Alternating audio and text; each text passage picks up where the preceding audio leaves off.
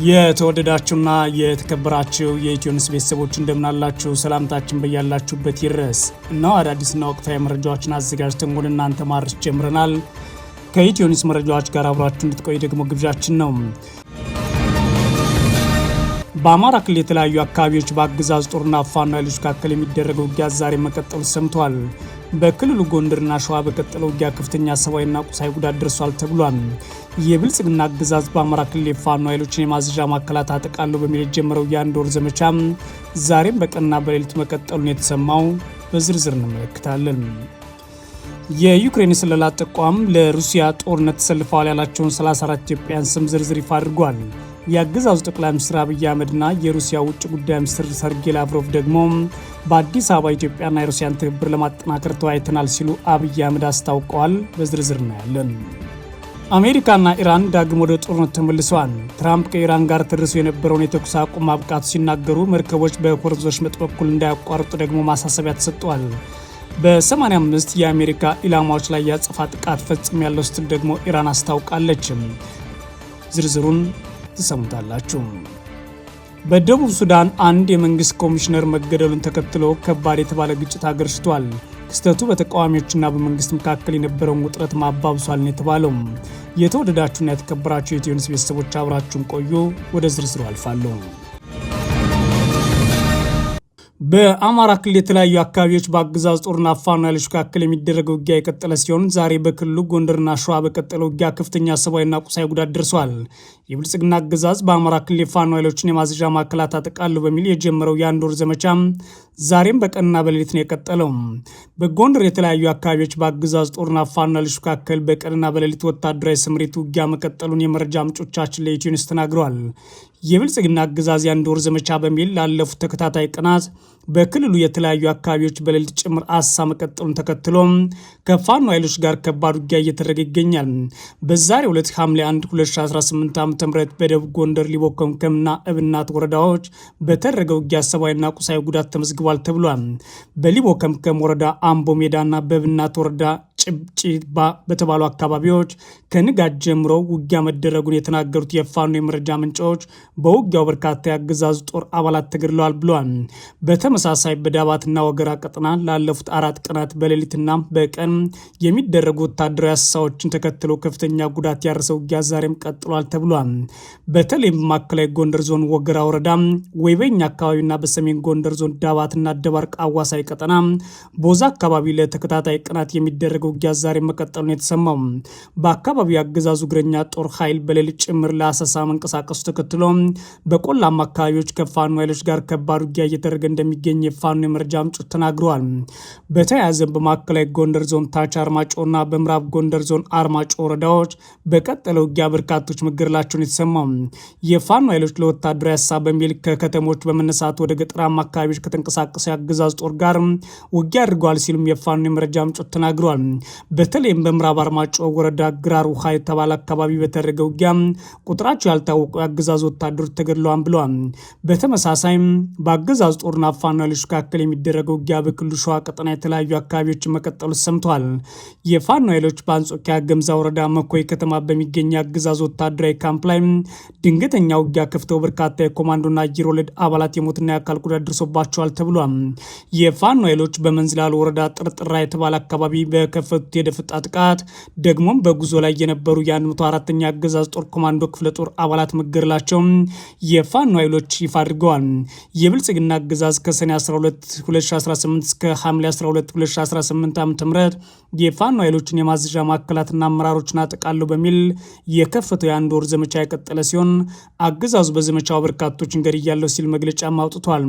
የፋኖ ኃይሎች በኩላቸው የአገዛዝ ጦር ራሱ በከፈተው ዘመቻ ከፍተኛ ወታደራዊ አዛዦችን ተገድለውበታል፣ የዘመቻ ዕቅዱም ከጅምሮ አክሽፈንበታል ሲሉ አስታውቀዋል። የዩክሬን ስለላ ተቋም በሩሲያ ጦርነት ተሰልፈዋል ያላቸውን 34 ኢትዮጵያን ስም ዝርዝር ይፋ አድርጓል። የአገዛዙ ጠቅላይ ሚኒስትር አብይ አህመድና የሩሲያ ውጭ ጉዳይ ሚኒስትር ሰርጌይ ላቭሮቭ ደግሞ የኢትዮጵያና የሩሲያን ትብብር ማጠናከር ላይ ውይይት አድርገዋል ሲሉ አብይ አህመድ አስታውቀዋል። በኢትዮጵያ በአሁኑ ሰዓት ጦርነትና ስደት እንዲሁም መፈናቀል በበዛበት ለወጣቶች ስራ ዕድል በጠፋበት ሁኔታ በዓለም አቀፍ ደረጃ ተከራይተው ጦርነት ውስጥ የሚገቡ ወጣቶች በዝተዋል። በትላንትናው ዕለት አብይ አህመድ የትግራይ ወጣቶች ለሱዳን ተሸጡ ቢሉም እሳቸው በሚሉበት ጊዜ ግን ዩክሬን ለራሽያ የተሸጡ የኢትዮጵያን ወጣቶችን ስም ዝርዝር ይፋ አድርጋለች። በዩክሬን መንግስት የስለላ ተቋም ስር የሚንቀሳቀሰው አይ ወንት ቱ ሊቭ የተሰኘ ፕሮጀክት በሩሲያም በትላንትናው ዕለት በጦርነት ውስጥ እየተሳተፉ ያላቸውን 34 ኢትዮጵያን ስም ይፋ አድርጓል። ፕሮጀክቱ ባወጣው መግለጫ የሩሲያ ውጭ ጉዳይ ሚኒስትር ሰርጌይ ላቭሮቭ ወደ ኢትዮጵያ የገቡት በአፍሪካ የሚያደርጉት ጉብኝት አንዱ አካል አድርገው ነው። ይህ ጉብኝት ደግሞ ሩሲያ በዩክሬን ላይ በምታደርገው ጦርነት የአፍሪካ ዜጎችን ማሰልፏ ከፍተኛ ተቃውሞ መቀስቀሱ ተከትሎ ነው ብሏል። ሚኒስቴሩ አዲስ አበባ መግባታቸው ምክንያት ማድረግ ለሩሲያ ተሰልፈው የሚጓጉ 34 ኢትዮጵያን ስም ይፋ ለማድረግ መወሰኑን የጠቀሰው ፕሮጀክቱ ከነዚህ መካከል ቢያንስ 3ቱ መሞታቸውን አስታውቋል። እነዚህ ኢትዮጵያን ከ34 3ቱ ሙተዋል ቢባልም 31 በአሁኑ ሰዓት በምን ደረጃ ላይ እንዳሉ ግን አልታወቀም። ፕሮጀክቱ ይፋ እንዳደረገው ኢትዮጵያን ለሩሲያ ጦር ኃይል የፈረሙት በተለያዩ ጊዜ ነው። እንደ አውሮፓውያን አቆጣጠር ዲሴምበር 24 ቀን 2024 እንዲሁም 8ቱ ኮንትራትን ፈረማቸውን ጠቅሶ ሴፕቴምበር 1 ቀን 2025 ደግሞ 10ሩ እንዲሁም ኦክቶበር 30 ቀን 2025 በተመሳሳይ 9 ሰዎች ኮንትራትን ፈጸማቸውን አረጋግጫለሁ ብሏል። ይህ ይፋ ከሆኑ 34ቱ መካከል በእድሜ ትንሽ የሆኑት አዱኛ አሮንና ዘለቀ ናትናኤል መሆናቸውን የገለጸው ድርጅቱ እድሜያቸው በሀያዎቹ መጀመሪያ ላይ ይገኛል ብሏል። በእድሜ ትልቁ ደግሞ ሀብተ ማርያም ስንታዩ የተባለ ሲሆን እድሜያቸው የ50 ዓመት መሆኑ ታውቋል። ፕሮጀክቱ እንዳለው የእነዚህ 34 ኢትዮጵያውያን ስም ለማወቅ የተቻለው ቢሆንም በሩሲያ ኃይል ውስጥ ተሰልፈው እየተዋጉ ያሉ ኢትዮጵያውያን ግን በርካታ ናቸው ሲል ጨምሯል። ጨምሮም እስካሁን ባለው መረጃ ከ40 የአፍሪካ ሀገራት የተውጣጣ 2984 ሰዎች ለሩሲያ እየተዋጉ ነው ብሏል። ከነዚህ ውስጥ 6ቱ ህይወታቸው አልፏን ያለ ሲሆን 2ቱ ኢትዮጵያውያን ናቸው።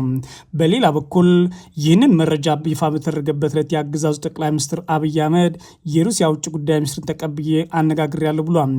አብይና ሰርጌይ ላቭሮቭ ኢትዮጵያና ሩሲያን ትብብር ማጠናከር አልመዋል ነው የሚሉት አብይ አህመድ ፌስቡክ ገጻቸው። አብይ ማክሰኞ ምሽት ከሩሲያ ውጭ ጉዳይ ሚኒስትር ሰርጌይ ላቭሮቭ ጋር በኢትዮጵያና ሩሲያ በሁለትዮሽ ግንኙነት እንዲሁም በአዳዲስ ትብብሮች እና እድሎች ዙሪያ መምከራቸውን ያስታወቁ ሲሆን ሰርጌይ ላቭሮቭ ገብተው ከውጭ ጉዳይ ሚኒስትሩ ጋር ሲመክሩ ቆይተዋል። በማህበራዊ ትስስር ገጻቸው ባስተላለፉት አጭር መልእክት አብይ በኢትዮጵያ የስራ ጉብኝት እያደረጉ የሚገኙት ላቭሮቭ እናም የሩሲያ ልዑክ ቡድን በማግኘት ደስታ ተሰምቶኛል ይላሉ። ጠቅላይ ሚኒስትሩ ውይይታችን በሁለትዮሽ ግንኙነትና አዳዲስ ትብብር እድሎች መፈተሽ ላይ እያተኮረ ነው ብሏል።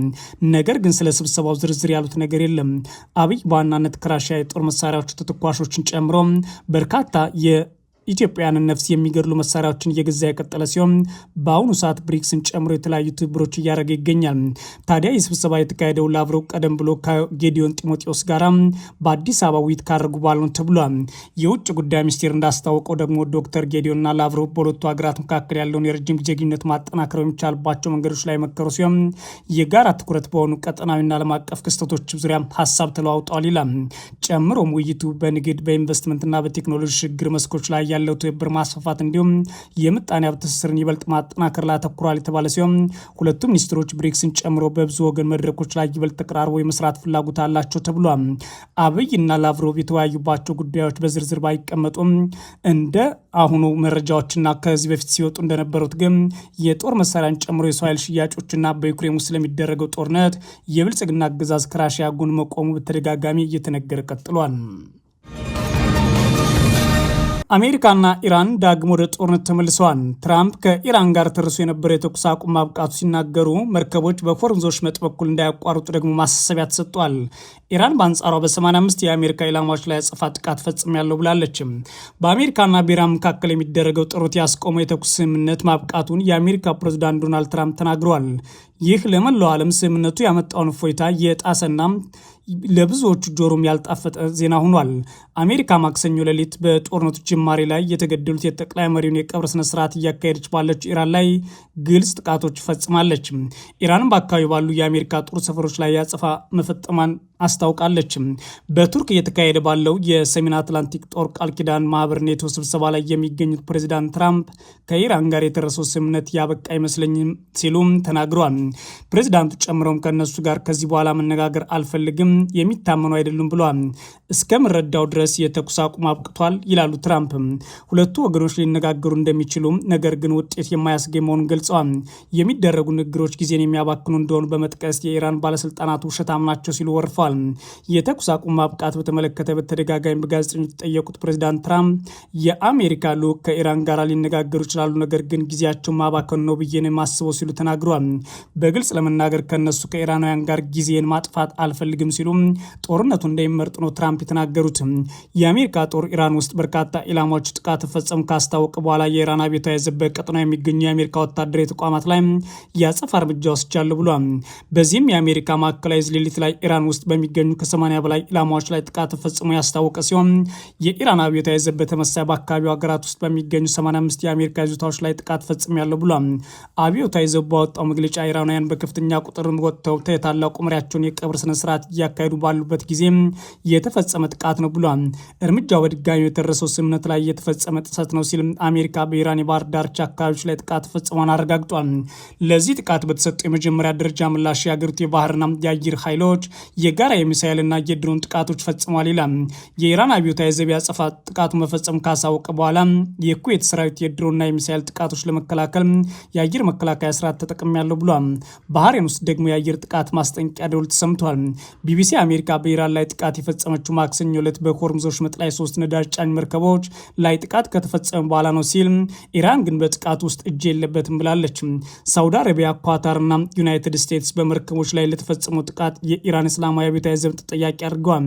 ይህ በአሜሪካ ሰራዊት የተከፈተውና ኢራን ያጸፋ ጥቃት የሰነዘረችበት ሁኔታ ከሳምንት በፊት በሁለቱ ወገኖች በኩል ከደረሰው ስምምነት በኋላ በአካባቢው አዲስ ወታደራዊ ፍጥጫ እንቀስቅሷል ይላል ቢቢሲ። የተባበሩት መንግስታት ዓለም አቀፍ የባህር ትራንስፖርት ድርጅት በመርከቦች ላይ የተፈጸመውን ጥቃት በማውገዝ የባህር ትራንስፖርት ኩባንያዎች መርከቦቻቸውን ወደ ሆርሙዝ ወሽመጥ እንዳይልኩ አሳስቧል። ይህም ማሳሰቢያ የተሰማው በታዲያ በወደቡ ላይ በተፈጸሙና የባህር ወሽመጡን አቋርጠው የሚሄዱ መርከቦች ላይ ሊፈጸሙ ይችላሉ የተባሉ ስጋቶችን በመተንተን ነው። በሆርሙዝ ላይ የተፈጸሙ ጥቃቶች ተከትሎ በመርከቦች ላይ የሚፈጸመው የግዴለሽነት ጥቃት በድጋሚ መርከብ ላይ ሰራተኞች ህይወት ለአደጋ ማጋለጥ ጨምሯል ሲሉም የድርጅቱ ዋና ጸሐፊም ተናግረዋል። የመርከብ ላይ ሰራተኞች ደህንነት ማረጋገጥ ካልተቻለ ድረስ አገራት፣ የመርከብ ባለቤቶች፣ የመርከብ ትራንስፖርት ተቋማትና ሁሉም የሚመለከታቸው ባለስልጣናት ባህርተኞችን ካላስፈላጊ አደጋ ለመጠበቅ ሲሉም በሆርሙዝ በኩል ከመተላለፍ እንዲቆጠቡ ጠይቃለሁ ብለዋል ዋና ዳይሬክተሩ። በደቡብ ሱዳን አንድ የመንግስት ኮሚሽነር መገደሉን ተከትሎ ግጭት አገርሽቷል። ክስተቱ በተቃዋሚዎችና መንግስት መካከል የነበረውን ውጥረት አባብሷል። በነዳጅ የበለጸገችው የደቡብ ሱዳን ጆንግሌ ግዛት ውስጥ በሚገኝ እና በተቃዋሚ ይዞታነት በሚታወቀው አካባቢ በመንግስት የተሾሙ የካውንቲ ኮሚሽነር ተቃዋሚ ኃይሎች መገደላቸውን የአገሪቱ መንግስት ሰኞ ዕለት በሰጠው መግለጫ ተከትሎ በአካባቢው ያለው የኃይል ግጭት እንደ አዲስ ማገርሸቱን የተሰማው ባለፉት ጥቂት ቀናት ውስጥ በጆንግሌ ግዛት የተካሄደው ውጊያ እየተጠናከረ የመጣ ሲሆን እስካሁን በውል ያልታወቁ በርካታ ሰዎች ለህልፈትና ለጉዳት ተዳርገዋልም ተብሏል። ስትራቴጂካዊ በሆነችው ቦታ አኮቦ ካውንቲ ውስጥ በመንግስትና በተቃዋሚዎች በኩል የተለያዩ የካውንቲ ኮሚሽነሮች ተሾሞ እርስ በርስ ሲፎካከሩ ቆይተዋል ይላል። በሁለቱ ወገኖች ያሉ ባለስልጣናት እንደገለጹት በመንግስት የተሾሙት ኮሚሽነር ጄምስ ኩዌት ማካች የተገደሉት ባለፈው እሁድ ለተዋጊዎቹ በአኮቦ ምዕራብ አካባቢ በምትገኘው ዋልጋግ ላይ ጥቃት ከሰነዘሩ በኋላ ነው ሲሉ ተዘግቧል። ኮሚሽነር ማካች በዚህ ዓመት መጀመሪያ ላይ ከተቃዋሚው ጊዜያዊ አመራር ከስራቸው ከተነሱ በኋላ ባለፈው ሚያዝያ ወር ላይ ወደ ፕሬዚዳንት ሳልቫኪር ገዢ ፓርቲ ኮብለዋል። ይህን ተከትሎ የሳልቫኪር መንግስት የአኮቦ ካውንቲ ኃላፊነት ቦታ ለሪክ ማቻር ተቃዋሚ ፓርቲ የሚሰጠው የ2010 ዓ.ም የሰላም ድንጋጌ ወደ ጎን በመተው እርሳቸውን በኮሚሽነርነት ሾማቸው ነበር። በአሁኑ ወቅት ሪክ ማቻር በእስር ላይ እንደሚገኙ ሲሆን አገር የመግዳት ክስም ቀርቦባቸዋል። ገዢው ፓርቲ ባወጣው መግለጫ የኮሚሽነሩ አሰቃቂ ግድያ ጥብቆ የሚያወግዝ ሲሆን በተለይም በጉዳዩ ላይ ለመወያየት አስቸኳይ ስብሰባ ጠርቻለሁ ብሏል። በተቃዋሚዎች የተሾሙት ገዢ ጆን ዊኤል ሉል በበኩላቸው እንደተናገሩት ተቃዋሚ ተዋጊዎች አካባቢ ለጥቂት ጊዜ በቁጥጥራቸው ስራ አድርገውት ነበር ያሉ ሲሆን የመንግስት ተጨማሪ ኃይል ከደረሰ በኋላ ማፈግፈጋቸውን አስታውቋል። በውጊያው ከተገደሉት መካከል ከፍተኛ ወታደራዊ መኮንኖች ይገኙበታል ሲል አዲስ ስታንዳርድ ዘግቧል። የተወደዳችሁና የተከበራችሁ የኢትዮ ኒውስ ቤተሰቦች መረጃዎቻችን እነዚህ ነበሩ። መልካም ጊዜ እመኛለሁ።